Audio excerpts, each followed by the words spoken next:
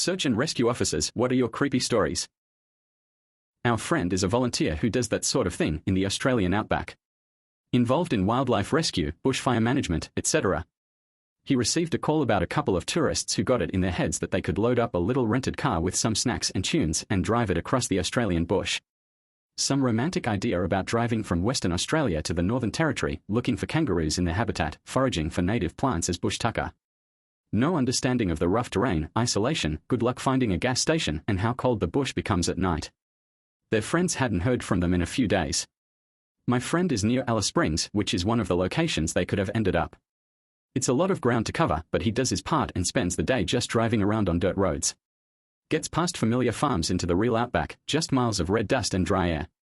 Doesn't find a broken down car, tourists, or anything but endless trees and shrubs. It's getting dark, so he turns around to head home.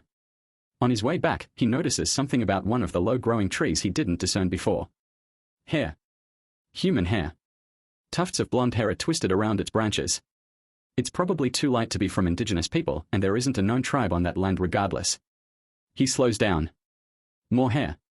At least a dozen trees are decorated with locks of blonde hair, and he can't tell if they are speckled with red dirt or blood.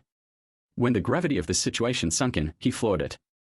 Frantically radioing into the shack in town, says he probably sounded crazy or drunk. Lived in the country all his life, but swears that he'll never visit the outback at night again without another volunteer accompanying him.